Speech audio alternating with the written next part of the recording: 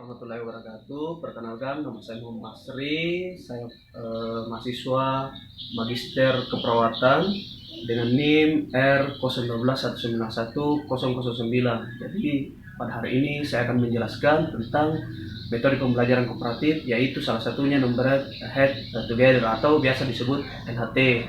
Jadi NHT ini adalah salah satu varian diskusi kelompok, di mana NHT ini yaitu tipe kooperatif, di mana mahasiswa dibagi dalam beberapa kelompok heterogen yang beranggotakan 4 sampai 5 orang.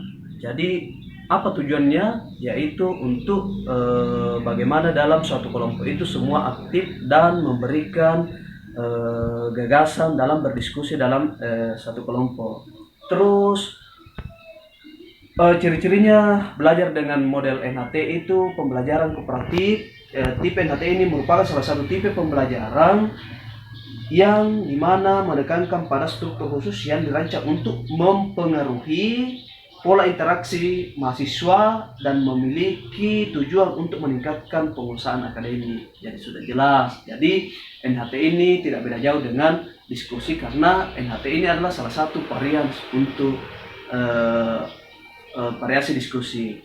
Bisa dijelaskan dalam media ini sudah terdapat di mana ada pengertian NHT, tujuan NHT, seperti ciri-ciri NHT, dan langkah-langkah atau sintas dari pembelajaran NHT itu. Yang pertama ada penomoran, kedua mengajukan pertanyaan, ketiga berpikir bersama, dan keempat menjawab. Di mana pada tahap penomoran ini, dalam fase ini dosen membagi mahasiswa ke dalam beberapa kelompok yang terdiri dari 1 sampai 5 orang. Jadi setiap kelompok diberi nomor masing-masing. Terus yang kedua itu mengajukan pertanyaan. Di mana di sini mengajukan pertanyaan, dosen mengajukan pertanyaan kepada mahasiswa, dan pertanyaan itu dapat bervariasi dan pertanyaan dapat spesifik dalam bentuk kalimat tanya. Dan pertanyaan ini sesuai dengan materi yang diberikan kepada kelompok itu untuk didiskusikan.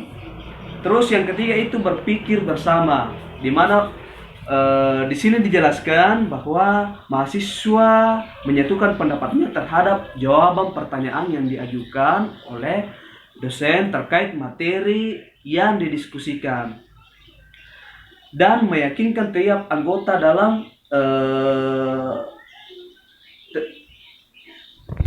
mengetahui jawaban dari pertanyaan tersebut. Jadi setelah pertanyaan itu diberikan oleh dosen, mahasiswa itu akan berdiskusi dan meyakinkan bahwa oh ternyata jawabannya ini dan itu bisa didiskusikan dengan temannya dan aktif dalam satu kelompok tersebut. Terus yang keempat itu adalah tahap menjawab, di mana tahap menjawab ini adalah dosen memanggil suatu nomor tertentu, kemudian mahasiswa yang nomornya sesuai mengacungkan tangannya dan menjawab pertanyaan untuk seluruh kelas. Jadi salah satu nomor yang disebutkan oleh dosen menjawab pertanyaan untuk seluruh kelas tersebut. Terus NHT ini pasti mempunyai kekurangan dan kelebihan. Kelebihannya itu setiap siswa siap atau aktif terus dan melakukan diskusi dengan sungguh-sungguh, dan siswa yang pandai dapat membantu temannya yang kurang dalam proses akademik. Ya. Jadi di balik kelebihannya pasti ada juga kekurangannya.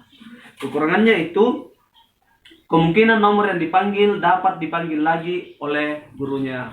Misalnya pada kelompok 1 sudah disebutkan misalnya nomor 5, bisa saja pada kelompok 2 itu nomor 5 lagi yang dipanggil. Terus yang kedua itu tidak semua anggota kelompok memiliki nomor yang sama terpanggil oleh guru untuk presentasi mewakili kelompok.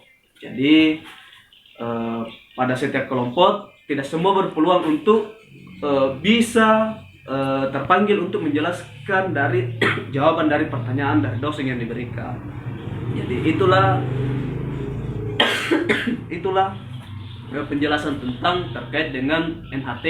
Jadi mungkin masih banyak kekurangan penjelasan saya karena keterbatasan media juga, dan itu tidak bisa dipungkiri karena yang namanya mahasiswa dalam tahap proses pembelajaran. Sekian dan terima kasih.